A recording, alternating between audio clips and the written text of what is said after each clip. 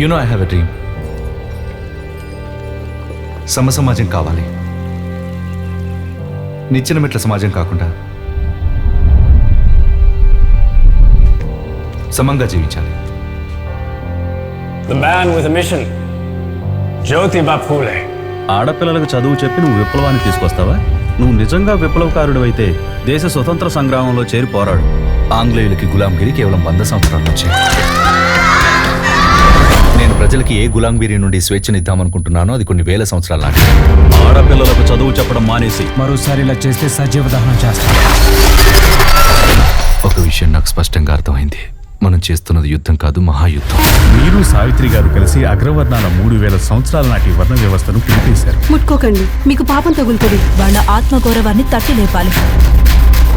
ఇప్పటి వరకు ఏ శూద్రుడు ఈ దుస్సాహసానికి ఒడిగట్టలేదు. జ్యోతిబాకు అర్థమయ్యేలా చెప్పండి, ఈ ఇబ్బందుల్ని కోరి తెచ్చుకోవద్దని. ఏం చేస్తాం?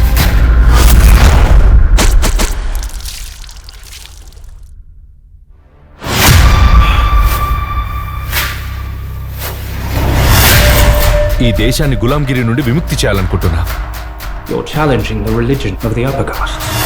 విధవరాళ్ళవ్వడం తలరాతే, గుండు గేయించుకోవడం కాదు. విధవరాలు చేసుకోవాలనుకుంటే పునర్వివాహం చేసుకోవచ్చు. పాపం పాపం.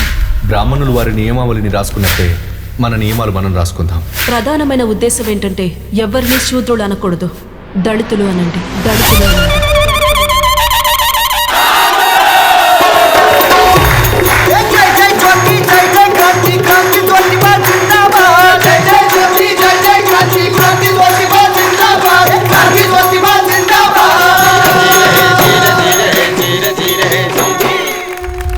మన దేశం భావోద్వేగమైన దేశం.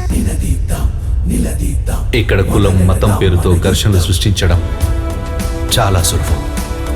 భవిష్యత్తులో కూడా ఇది తథ్యం. అందుకే ఈ విప్లవ జ్యోతి వెలుగుతూనే ఉండాలి.